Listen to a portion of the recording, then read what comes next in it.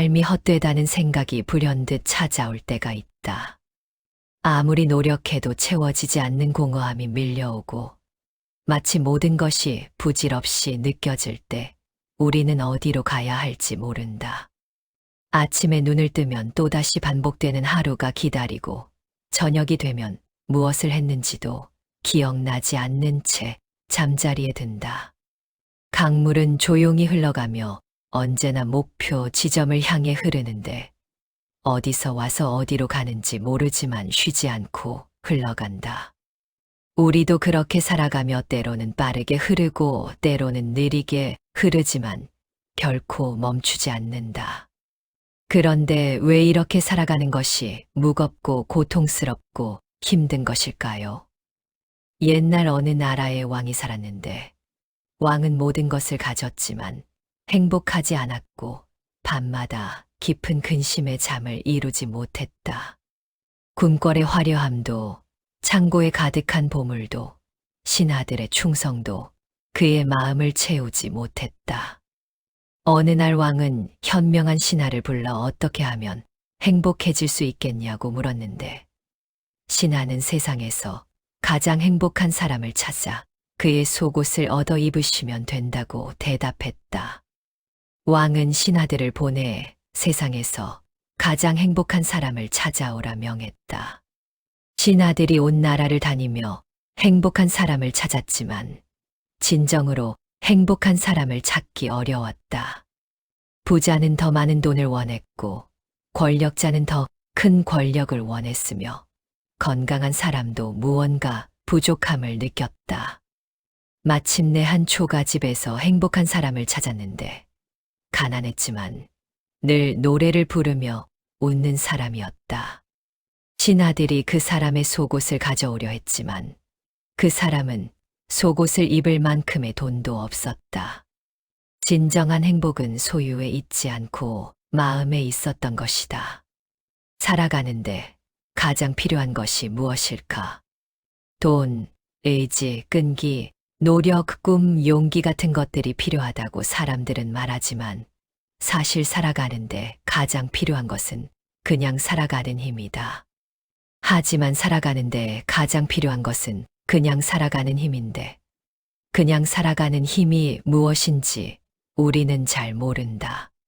한 사람이 배를 타고 강을 건너고 있었는데 물살을 가르며 나아가다 보니 저 멀리서 다른 배 하나가 떠내려오고 있었다. 점점 가까워지더니 결국 그의 배와 부딪혔다. 화가 머리끝까지 치솟았다. 당신 눈은 어디 달렸소? 강이 이렇게 넓은데 왜 내 배에 부딪히는 거요? 소리치려고 고개를 들었는데 그 배에는 아무도 타고 있지 않았다. 텅 빈 배였다. 화를 낼 곳이 없어졌다. 빈 배는 그저 물살에 떠밀려 왔을 뿐이고 고의도 없었고 잘못도 없었다. 그는 화를 거두고 조용히 빈 배를 밀어내며 생각에 잠겼는데 사람들도 모두 이 빈 배와 같은 것이 아닐까 하고 깨달았다. 우리를 힘들게 하는 사람들도 사실은 빈 배와 같다. 그들도 자신의 업과 환경에 떠밀려 그렇게 행동할 뿐이며 고의로 나를 해치려는 것이 아니다. 모든 사람이 자기 방향으로 떠가는 빈 배라는 것을 안다면 우리는 화낼 이유가 없어진다. 범지라는 한 바라문에게 딸이 하나 있었는데 너무나 사랑스러운 딸이었고 범지는 딸을 위해서라면 무엇이든 할 수 있었다. 딸이 웃으면 범지의 하루가 밝아졌고 딸이 슬퍼하면 범지의 마음도 무너졌다. 딸은 범지의 전부였고 범지의 삶 그 자체였다. 그런데 어느 날 그 딸이 갑자기 병에 걸렸다. 범지는 온갖 의사를 불러 치료했고 밤낮으로 기도했지만 딸의 병은 나아지지 않았고 결국 딸은 범지의 품에서 숨을 거두었다. 따뜻하던 몸이 차갑게 식어가고 웃음 가득하던 얼굴이 창백해졌다. 범지는 미쳐버렸다. 날마다 거리를 헤매며 내 딸을 보지 못했소. 내 딸을 어디서 보았소? 하고 물어다녔는데 지나가는 사람들을 붙잡고 울부짖었지만 사람들은 그를 피했다. 친구들도 하나둘 떠나갔고 범진은 점점 더 깊은 절망 속으로 빠져들었다. 한 달이 지나고 두 달이 지났지만 범진은 여전히 딸을 찾아 헤맸다. 밥도 제대로 먹지 않았고 잠도 제대로 자지 못했는데 사람들이 보기에 범진은 이미 죽은 사람이나 다름없었다. 어느 날 범진은 부처님을 만났다. 부처님께서는 범진을 보시고 조용히 말씀하셨다. 딸을 찾고 있다면 마을로 가서 겨자씨 한 톨을 가져오시오. 단 한 번도 죽음을 겪지 않은 집에서만 얻어야 하오. 범진은 처음으로 희망을 품었다. 겨자씨 한 톨이면 되는 것이었는데 그것만 구하면 딸을 다시 만날 수 있을 것 같았다. 범진은 서둘러 마을로 갔다. 첫 번째 집을 두드렸는데 큰 기와집이었고 대문도 화려했다. 이 집에서 죽은 사람이 있습니까? 주인이 한숨을 쉬며 대답했다. 작년에 할아버지가 돌아가셨습니다. 그분이 평생 모은 재산으로 이 집을 지었는데 집이 완성되자마자 돌아가셨지요. 범진은 다음 집으로 갔는데 작은 초가집이었다. 이 집은 어떻습니까? 한 여인이 눈물을 흘리며 말했다. 저희 아들이 병으로 세상을 떠났습니다. 겨우 5살이었는데 어찌나 밝던 아이였는지. 여인은 말을 잊지 못했다. 범진은 마을의 모든 집을 다 돌았다. 크고 작은 집, 부자와 가난한 자의 집, 양반의 집과 상인의 집을 모두 찾아갔는데 하지만 죽음을 겪지 않은 집은 단 한 곳도 없었다. 어떤 집에서는 부모를 잃었고 어떤 집에서는 자식을 잃었다. 어떤 집에서는 형제를 잃었고 어떤 집에서는 배우자를 잃었다. 모든 집에는 죽음이 있었고 모든 사람에게는 슬픔이 있었는데 범진은 그제야 깨달았다. 자신만 슬픈 것이 아니었고 자신만 사랑하는 이를 잃은 것이 아니었다. 이 마을의 모든 사람이 이 세상의 모든 사람이 같은 슬픔을 겪고 있었다. 범진은 겨자씨를 얻지 못한 채 부처님께 돌아왔다. 그러자 부처님께서 말씀하셨다. 이제 아시겠습니까? 사랑하는 것을 잃는 고통은 당신만의 것이 아닙니다. 생로병사는 모든 생명이 피할 수 없는 길입니다. 집착을 내려놓으십시오. 범진은 그날 출가하여 수행자가 되었는데 딸을 잃은 슬픔이 사라진 것은 아니었다. 하지만 그 슬픔이 자신만의 것이 아니라 모든 사람이 함께 나누는 것임을 알았을 때 슬픔이 조금은 가벼워졌다. 집착을 내려놓으라는 말이 쉽지는 않다.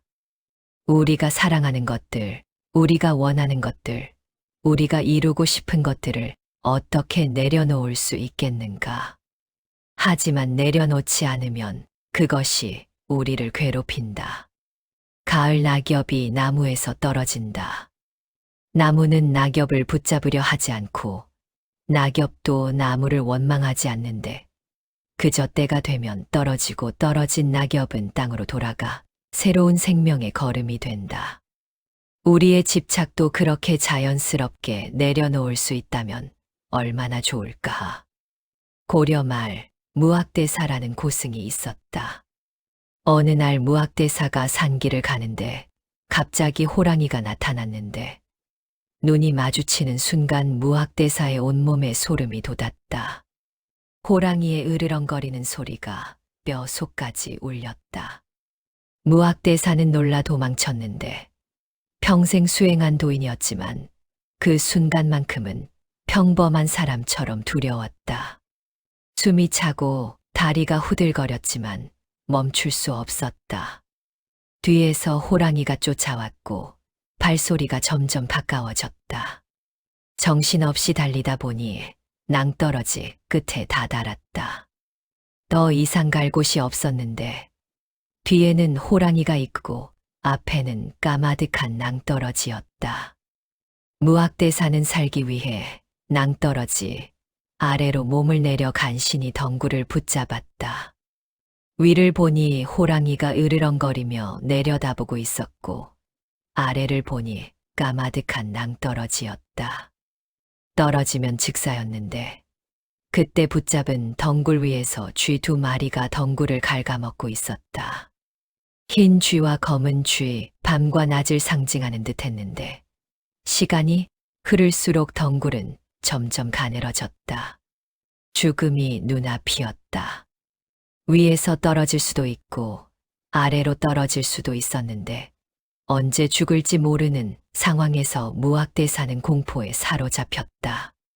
그런데 그 순간 덩굴 옆에 핀 산딸기 한 송이가 눈에 들어왔다. 무학대사는 한 손으로 덩굴을 붙잡은 채 다른 손으로 그 산딸기를 따먹었는데 입안에 산딸기의 단맛이 퍼졌다. 놀랍도록 달고 맛있었으며 평생 먹어본 그 어떤 음식보다 맛있었다. 그 순간 호랑이도 낭떠러지도 쥐도 모두 사라지고 오직 산딸기의 맛만 있었다. 9일 무학대사는 이 이야기를 이성계에게 들려주었다. 이성계가 물었다. 그래서 스님은 어떻게 되셨습니까? 무학대사가 웃으며 대답했다. 그때의 산딸기 맛을 잊을 수가 없습니다. 이성계는 이해할 수 없었다. 죽음을 앞두고 산딸기 맛이라니 그게 무슨 말씀입니까? 호랑이는요? 낭떠러지는요? 무학대사가 조용히 말했다. 바로 그 순간이 내 전부였습니다. 호랑이도 낭떠러지도 쥐도 모두 중요하지 않았으며 다만 그 순간의 산딸기가 전부였습니다. 과거도 미래도 두려움도 모두 사라지고 오직 지금 이 순간만 있었습니다. 이성계는 깊이 생각에 잠겼다. 자신은 항상 과거를 후회하거나 미래를 걱정하며 살아왔는데 왕이 되기 전에는 왕이 되고 싶었고 왕이 된 후에는 왕위를 빼앗길까 두려워했다. 권력을 잡기 전에는 권력을 원했고 권력을 잡은 후에는 권력을 잃을까 밤잠을 설쳤다. 진정으로 지금 이 순간을 산 적이 있었던가? 전하, 무학대사가 다시 말했다. 호랑이는 우리를 쫓는 욕망이요. 낭떠러지는 우리가 두려워하는 죽음이며 쥐는 흘러가는 시간입니다. 우리는 늘 이 사이에 매달려 있는데 하지만 지금 이 순간에는 산딸기가 있습니다. 그것을 보지 못하고 호랑이만 보며 사는 것이 중생의 삶입니다. 후일담이 있다. 이성계가 왕이 되어 무학대사를 국사로 모시려 했다. 무학대사는 거절했다. 저는 산에서 풀이나 뜯어먹고 사는 것이 좋습니다. 이성계가 화를 냈다. 과인의 부탁을 거절하는 것이냐? 무학대사가 웃으며 말했다. 전하, 호랑이를 기억하십니까? 이성계는 그제야 깨달았다. 권력도, 지위도, 명예도 모두 자신을 쫓는 호랑이일 뿐이었으며 그것들을 얻으려고 쫓아가면 쫓아갈수록 낭떠러지 끝으로 내몰렸다. 진정한 자유는 그것들로부터 벗어나는 데 있었다. 나를 힘들게 하는 사람이 있다면 그 사람이야말로 나의 스승이다. 편안한 상황에서는 우리가 성장하지 못하는데 어려운 상황이 우리를 단련시키고 더 강하게 만들며 결국 우리를 성숙하게 한다. 호랑이가 무학대사를 쫓아왔기에 무학대사는 산딸기의 참맛을 알 수 있었다. 대장간에 불이 타오른다. 대장장이는 쇳덩이를 불 속에 집어넣고 뜨겁게 달아오르면 꺼내어 망치로 두드린다. 쇠는 두드릴 때마다 비명을 지르는 것 같지만 대장장이는 멈추지 않는다. 다시 불 속에 넣고 다시 꺼내어 두드린다. 이 과정을 수십 번, 수백 번 반복하면 쇠는 변한다. 물렁하던 쇠가 단단해지고 쓸모없던 쇠덩이가 날카로운 칼이 된다. 만약 쇠가 아프니까 그만 두드려 주세요라고 말할 수 있었다면, 대장장이가 그 말을 들어주었다면 그 쇠는 영원히 쓸모없는 쇠덩이로 남았을 것이다. 우리를 힘들게 하는 사람들, 우리에게 고통을 주는 상황들이 바로 그 대장장이의 망치다. 그 망치질이 없었다면 우리는 여전히 물렁한 쇠덩이로 남아 있었을 것이다. 고통이 있기에 우리는 단단해지고 시련이 있기에 우리는 날카로워진다. 성철 스님께서 말씀하셨다. 나를 힘들게 하는 이들이야말로 불보살의 화현으로서 나를 잘 가르치고 지도해 주기 위한 선지식이다. 원수를 부모같이 섬기라. 파도가 바위를 때리는데 하루 종일, 1년 내내, 수백 년 동안 파도는 바위를 때리지만 바위는 부서지지 않는다. 오히려 파도에 깎여 더 매끈해지고 더 아름다워진다.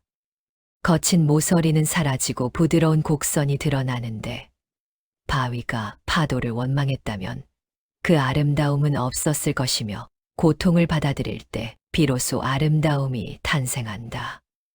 인과의 법칙은 어김이 없다. 콩을 심으면 콩이 나고 팥을 심으면 팥이 난다.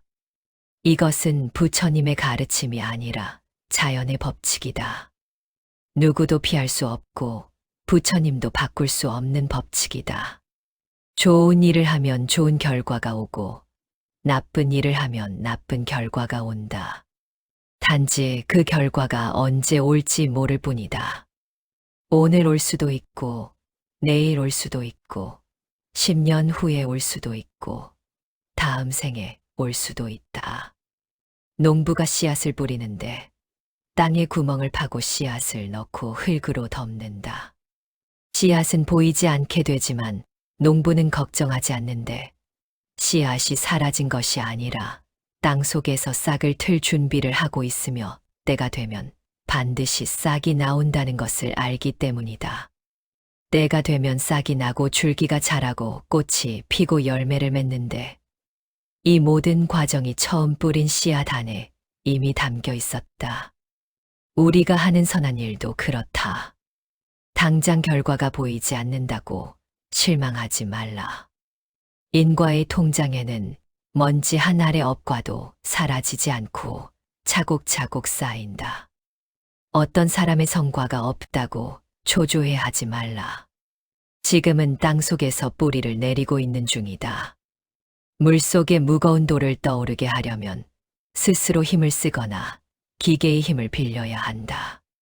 자신이 지은 업을 소멸시키기 위해서는 스스로 노력해야 하는데, 앉아서 기다린다고 업이 사라지지 않는다. 절에 가면 사람들이 기도를 드리지요. 부처님 앞에 꽃을 올리고 과일을 올리고 돈을 올린다. 그리고 절을 하며 소원을 빈다. 부처님, 제 아들이 좋은 대학에 들어가게 해주세요. 부처님, 제 사업이 잘 되게 해주세요. 부처님, 제가 건강하게 해주세요. 하지만 부처님께서 말씀하신 참불공은 따로 있다. 참불공이란 가난한 이를 몰래 돕고 나보다 못한 사람들에게 고개를 숙이는 것이다. 불전에 공양하기보다 남을 도와주고 남 모르게 남을 도와주는 것이 참불공이다. 한 여인이 부처님께 가난해서 드릴 것이 없는데 어떻게 공양을 올릴 수 있느냐고 물었다. 부처님께서 대답하셨다. 그대에게는 7가지 보시가 있습니다. 첫째, 부드러운 눈빛으로 남을 보는 것. 둘째, 따뜻한 말로 남을 대하는 것. 셋째, 착한 마음을 내는 것. 넷째, 편안한 얼굴로 남을 대하는 것. 다섯째, 몸으로 남을 돕는 것. 여섯째, 자리를 양보하는 것. 일곱째, 남이 쉴 곳을 내어주는 것. 이것들은 돈이 없어도 할 수 있는 보시입니다. 햇살이 땅을 비춘다. 부자의 땅이나 가난한 자의 땅이나 똑같이 비춘다. 선한 사람이나 악한 사람이나 가리지 않는다. 햇살은 대가를 바라지 않고 그저 비출 뿐이다. 우리의 선행도 그렇게 대가 없이 이루어져야 한다. 남을 돕는 것은 좋은 일이지만 자랑하는 것은 그 공덕을 부수는 일이다. 애써 불공하여 남을 도와주고 나서 자랑하는 것은 자신의 불공을 모두 부수는 것과 같다. 오른손이 하는 일을 왼손이 모르게 하라는 말씀처럼 진정한 선행은 소리 없이 이루어진다. 석등에 불을 밝힌다. 하나의 불씨로 수백 개의 등불을 밝힐 수 있다. 하지만 처음 불씨가 줄어들지 않는다. 오히려 더 많은 불을 밝힐수록 세상은 더 밝아지고 나의 불씨도 더욱 밝게 빛난다. 남을 돕는 일도 그렇게 나를 줄이지 않으면서 세상을 밝힌다. 옛날 두 스님이 길을 가고 있었다. 나이 많은 스님과 젊은 스님이었는데 젊은 스님은 엄격한 계율을 지키는 수행자였고 나이 많은 스님은 자유로운 성품이었다. 개울가에 이르렀을 때 한 젊은 여인이 물가에 서 있었다. 물이 불어서 건널 수 없다며 망설이고 있었다. 나이 많은 스님이 아무 말 없이 그 여인을 업고 개울을 건넜다. 여인을 내려주고 두 스님은 다시 길을 갔다. 한참을 걸었는데 젊은 스님의 얼굴이 점점 굳어갔다. 마침내 참지 못하고 입을 열었다. 스님, 수행자가 어찌 여인의 몸을 만질 수 있습니까? 계율에 어긋나지 않습니까? 나이 많은 스님이 멈춰서서 젊은 스님을 바라보았다. 그리고 조용히 말했다. 나는 개울가에서 그 여인을 내려놓았는데 그대는 아직도 그 여인을 업고 가고 있으며 몇 시간이 지났지만 여전히 그 일을 마음에서 내려놓지 못하고 있구나. 젊은 스님은 할 말을 잃었는데 나이 많은 스님은 여인을 업었다가 내려놓았지만 젊은 스님은 그 일을 마음에 담아 몇 시간째 짊어지고 있었다. 누가 더 무거운 짐을 지고 있었던가. 우리는 모두 그 젊은 스님과 같아서 이미 지나간 일을 붙잡고 이미 끝난 말을 되새기며 이미 사라진 감정을 계속 품고 산다. 그때 그 사람이 나에게 한 말이, 그때 내가 당한 일이, 그때의 그 모욕이 하며 과거를 짊어지고 간다. 나이 많은 스님처럼 내려놓을 수 있다면 얼마나 가벼워질까. 필요할 때 들었다가 필요 없을 때 내려놓고 도와줄 때 도와주었다가 도와주고 나면 잊어버리고 그렇게 살 수 있다면 우리는 훨씬 자유로울 것이다. 많은 사람들이 극락을 찾는다. 죽어서 가는 어딘가에 극락이 있을 거라고 믿으며 평생 극락왕생을 기원한다. 하지만 부처님께서는 말씀하셨다. 지금 살고 있는 이 자리가 바로 극락이며 이 마음을 다스릴 줄 아는 것이 불자의 도리라고. 사람들은 욕심만 없애면 이곳이 바로 극락이다. 돈이 더 있으면 행복할 거라고, 지위가 더 높으면 행복할 거라고, 집이 더 크면 행복할 거라고 생각하지만 그것들을 얻어도 행복하지 않다. 왜냐하면 그것들을 얻는 순간 또 다른 욕심이 생기기 때문이다. 1,000만 원이 있으면 억이 있었으면 하고, 억이 있으면 10억이 있었으면 한다. 아파트가 있으면 더 비싼 곳으로 가고 싶고, 과장이 되면 부장이 되고 싶다. 끝이 없다. 욕심은 채울수록 더 커지는 항아리와 같아서 아무리 부어도 가득 차지 않는다. 한 부자가 있었는데 그에게는 돈도 많고 땅도 많고 집도 많았다. 하지만 행복하지 않았는데 어느 날 그는 현자를 찾아가 제게는 모든 것이 있는데 왜 행복하지 않느냐고 물었다. 현자는 당신에게는 모든 것이 있지만 만족이 없기 때문이라고 대답했다. 만족을 모르는 사람은 가난한 사람이지만 만족을 아는 사람은 부자다. 누추한 집에 살아도 만족하면 그곳이 궁궐이지만 궁궐에 살아도 불만족하면 그곳이 감옥이며 결국 행복은 외부 환경이 아니라 마음에 달려 있다. 극락도 마찬가지인데 마음이 평안하면 어디든 극락이지만 마음이 괴로우면 어디든 지옥이며 극락과 지옥의 차이는 장소가 아니라 마음가짐이다. 아침 이슬이 풀잎에 맺힌다. 작은 이슬방울이지만 햇살을 받으면 보석처럼 반짝인다. 크고 화려한 것만 아름다운 것이 아니라 작고 소박한 것도 충분히 아름다운데 우리 삶의 작은 순간들도 그렇게 빛을 발할 수 있다. 아침 커피 한 잔의 향기, 창밖으로 들어오는 바람, 사랑하는 사람의 미소, 이런 것들이 모두 극락의 조각들이다. 인간의 본래 마음자리는 허공보다 깨끗하여 부처님과 조금도 다름이 없다. 밝은 자신의 마음을 들여다보면 영원히 어둡지 않고 1000번 만번 몸을 바꾸어도 항상 밝아 있다. 모든 보배가 자기 속에 가득 찼으니 밖을 내다보지 말고 자기 속을 들여다보아야 한다.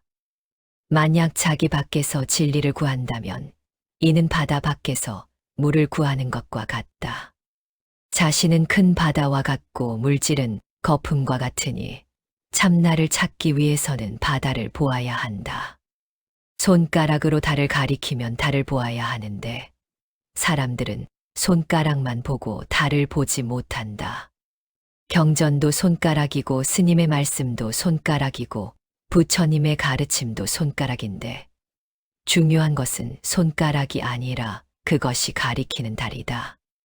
그 손가락이 가리키는 달, 즉 우리 본래의 마음자리를 봐야 한다. 밖에 있는 부처님만 찾지 말고 내 안에 있는 부처님을 찾아야 한다. 구름이 흘러가는데 잠시 용의 모습을 하다가 산의 모습으로 변하고 또 바람에 흩어져 사라지지만 하늘은 그대로다. 우리의 삶도 그렇게 변화무쌍하지만 본래의 마음자리는 변하지 않고 그대로 있다. 무학대사의 산딸기처럼 우리에게 주어진 것은 지금 이 순간뿐이다. 과거는 이미 지나갔고 미래는 아직 오지 않았다. 우리가 진정으로 살 수 있는 시간은 오직 현재뿐이다. 하지만 우리는 과거를 후회하거나 미래를 걱정하며 현재를 놓친다. 그때 그렇게 하지 말았어야 했는데 하며 과거를 아파하고 앞으로 어떻게 될까 하며 미래를 두려워한다. 정작 지금 이 순간은 지나쳐 버린다. 호랑이가 뒤에서 쫓아오고 낭떠러지가 앞에 있고 쥐가 덩굴을 갉아먹는 그 순간에도 산딸기는 달았다. 그것이 무학대사가 깨달은 진리였다. 죽음이 눈앞에 있어도 고통이 찾아와도 지금 이 순간은 여전히 소중하다. 새벽이 오면 어두웠던 하늘이 점점 밝아지고 새들이 지저귀기 시작하며 세상이 깨어난다. 어둠이 사라진 것이 아니라 빛이 온 것인데 빛이 오면 자연히 어둠은 물러간다. 우리의 깨달음도 그렇게 자연스럽게 온다.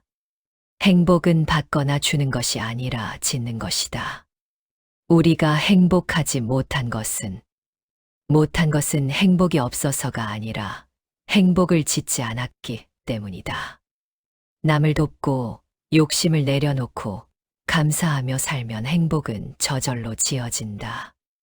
어느 부족의 할아버지가 손자에게 이야기를 들려주었다. 내 안에는 2마리의 늑대가 싸우고 있단다. 하나는 악한 늑대다. 분노, 질투, 탐욕, 거만, 자기 연민, 거짓, 이기심으로 가득 차 있지. 다른 하나는 선한 늑대다.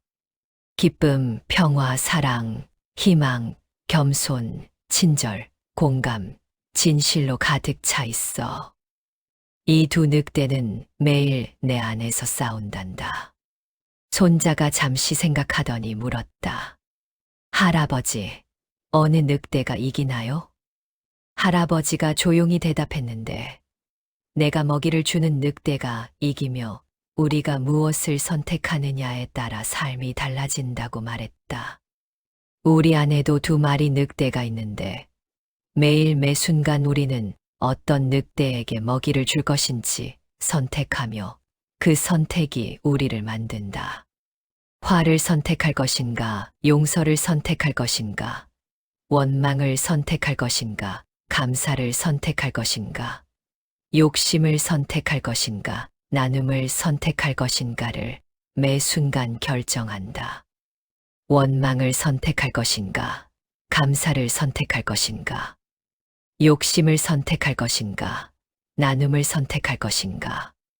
아침에 눈을 뜨는데 오늘도 살아있음에 감사하면 선한 늑대에게 먹이를 주는 것이고, 또 힘든 하루가 시작된다며 한숨 쉬면 악한 늑대에게 먹이를 주는 것이다. 누군가를 만났을 때 반갑게 인사하면 선한 늑대가 자라고, 모른 척하면 악한 늑대가 자란다.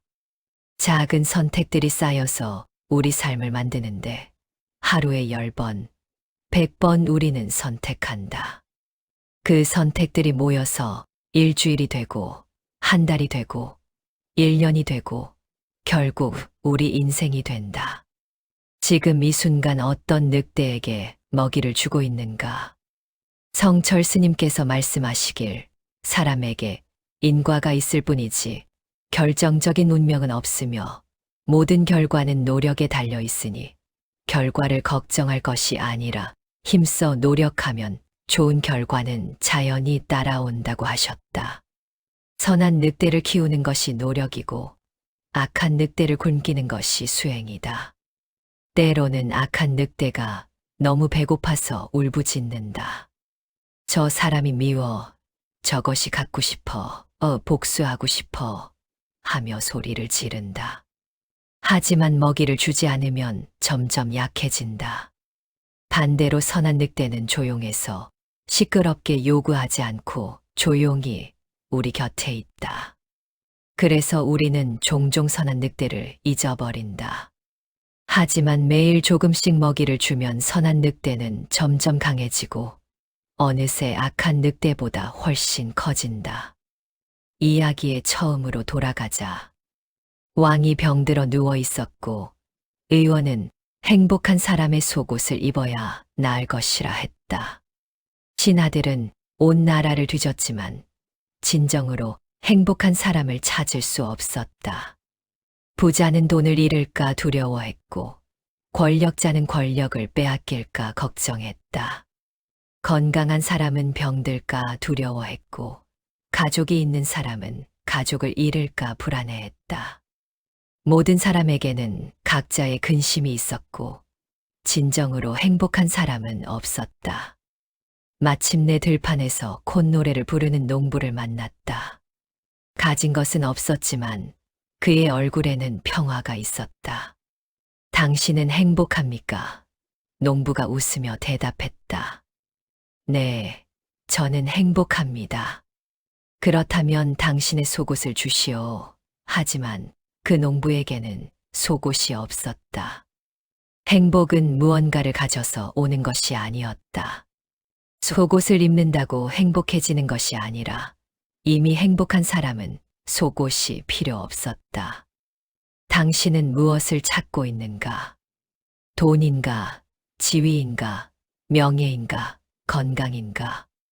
그것들을 얻으면 행복할 것이라고 믿는가?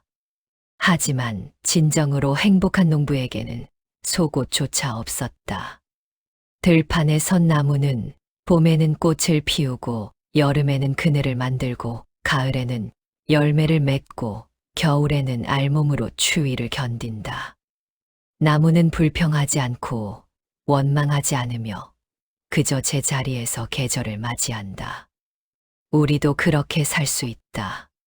좋은 일이 오면 감사히 받고 나쁜 일이 오면 데우며 그저 주어진 삶을 살아가는 것이다. 콩을 심으면 콩이 나고 밭을 심으면 밭이 나는 인과의 법칙을 믿으며 오늘 선한 씨앗을 뿌리는 것이다. 참불공은 거창한 것이 아니다. 가난한 이를 돕고 힘든 이에게 손을 내밀고 원수까지도 스승으로 여기며 지금 이 순간을 소중히 여기는 것이다. 그렇게 하루하루를 살아가다 보면 어느새 이곳이 극락임을 깨닫게 된다. 등불 하나가 켜지는데 작은 불꽃이지만 어둠을 밝히고 그 빛은 멀리까지 퍼져나간다. 바람이 불어도 등불은 흔들리지만 꺼지지 않으며 밤새도록 자리를 지키며 빛을 낸다. 당신의 마음도 그렇게 작은 등불처럼 어둠 속에서 빛을 낼 수 있다. 우리가 존경하는 성철 스님은 말씀하셨다. 사람 몸 얻기 어렵고 부처님 법 만나기 어렵다. 이렇게 얻기 어려운 이 몸을 제도하지 않으면 어느 생에 제도하겠는가. 지금이 아니면 언제 할 것이며 여기가 아니면 어디서 할 것인가. 내일을 기약하지 말라. 내일이 온다는 보장이 없다. 오직 지금 이 순간만 있을 뿐이다. 자신의 과오와 잘못을 항상 반성하고 고쳐나가되 다른 사람의 시비는 절대로 말하지 말라. 내 안에 먼지를 닦기에도 평생이 부족한데 어찌 남의 먼지를 걱정하겠는가. 남을 비판하는 시간에 나를 돌아보는 것이 더 낫다. 아침이 오고 해가 떠오르며 새는 노래하고 꽃이 향기를 낸다. 세상이 다시 시작된다. 어제가 아무리 힘들었어도 오늘은 새로운 날이다. 새로운 기회이고 새로운 시작이다. 어제 실패했다고 오늘도 실패하는 것이 아니다. 매일이 새로운 출발이다. 당신에게는 속옷이 있는가, 없는가? 그것은 중요하지 않다. 중요한 것은 지금 이 순간 당신이 진정으로 행복한가이다. 행복은 무언가를 가져서 오는 것이 아니라 지금 가진 것에 만족하고 감사할 때 온다. 행복한 농부에게 속옷이 없었던 것처럼 진정으로 행복한 사람은 더 이상 아무것도 필요하지 않다. 텅 빈 배가 떠가는데 누가 조종하는 것도 아니고 어디로 가는 것도 아니지만 물살을 따라 흘러간다. 우리도 그렇게 흘러갈 수 있다면 덜 힘들 것이다. 모든 것을 내가 통제하려 하지 말고 때로는 흐름에 몸을 맡기는 것도 필요하다. 범지는 딸을 잃고 미쳐버렸지만 겨자씨를 구하러 다니며 깨달았다. 모든 사람이 같은 슬픔을 겪고 있다는 것을. 무학대사는 호랑이에게 쫓기면서도 산딸기의 맛을 음미했다. 죽음 앞에서도 지금 이 순간을 살 수 있었다. 두 스님은 개울을 건너며 배웠다. 내려놓는 것이 무엇인지를. 당신 안에 두 마리 늑대 중 어느 늑대에게 먹이를 주고 있는가? 선한 늑대인가? 악한 늑대인가? 오늘 하루만이라도 선한 늑대에게만 먹이를 주어보라. 감사하고 용서하고 베풀고 웃고 사랑하라. 그러면 선한 늑대가 조금 더 강해질 것이다. 돌을 깎는 장인이 있는데 1000번 망치질을 해도 돌은 깨지지 않는다. 하지만 1001번째 망치질에 돌이 쪼개지는데 그렇다고 마지막 한 번의 망치질만 중요한 것이 아니라 처음부터 1000번의 망치질이 모두 필요했으며 우리의 노력도 그렇게 하나하나가 모두 의미 있고 모두 필요하다. 당장 결과가 보이지 않는다고 실망하지 말라. 모든 노력은 쌓이고 있다. 비가 오면 땅은 비를 받아들이고 비는 땅으로 스며든다. 억지로 받아들이는 것이 아니라 자연스럽게 받아들이는데 우리 삶도 그렇게 자연스럽게 받아들일 수 있다면 훨씬 평안할 것이다. 한 방울의 물이 바다로 가는데 강을 따라 흐르고 폭포를 넘고 여울을 지나 결국 바다에 이른다. 작은 물방울이지만 바다의 일부가 되면 더 이상 마르지 않고 바다의 광대함과 깊이를 함께 가지게 된다. 우리도 그렇게 큰 흐름에 몸을 맡길 수 있다면 두려움이 사라질 것이다. 세상은 거대한 강과 같은데 우리는 모두 그 강을 흐르는 물방울이다. 어떤 물방울은 빠르게 흐르고 어떤 물방울은 느리게 흐르며 어떤 물방울은 폭포를 넘고 어떤 물방울은 고이지만 결국 모든 물방울은 바다로 간다. 우리의 삶도 그렇게 서로 다른 길을 가지만 결국 같은 곳으로 가며 그곳에서 하나가 된다. 남을 위해 기도하고 남을 위해 봉사하며 남을 위해 살아가는 것이 참불공이다. 이것이 업을 소멸하는 길이며 이것이 행복을 짓는 길이고 이것이 극락으로 가는 길인데 길은 멀리 있지 않고 바로 우리 발밑에 있으므로 한 걸음 한 걸음 걸어가면 된다. 어떤 결과가 나올지 걱정하지 말고 지금 이 순간 할 수 있는 선한 일을 하라. 인과의 법칙은 어김없이 작동하여 선한 씨앗은 반드시 선한 열매를 맺는데 당장 보이지 않아도 땅속 깊이 뿌리를 내리고 있으니 꾸준히 선한 씨앗을 뿌리면 된다. 삶이 힘들 때 잠시 멈추어 숨을 쉬고 주위를 둘러보고 지금 이 순간을 느껴보라. 호랑이가 뒤에서 쫓아오고 낭떠러지가 앞에 있어도 산딸기는 여전히 달다. 지금 이 순간에도 당신 곁에는 산딸기가 있다. 그것을 보지 못하고 호랑이만 본다면 평생을 두려움 속에서 살게 될 것이다. 부처님 말씀은 간단한데 남을 돕고 욕심을 내려놓고 지금을 살라는 것이며 이것이 전부이고 거창한 수행도 어려운 공부도 필요 없다. 그저 매일 조금씩 선한 늑대에게 먹이를 주고 매일 조금씩 남을 위해 살며 매일 조금씩 감사하면 된다.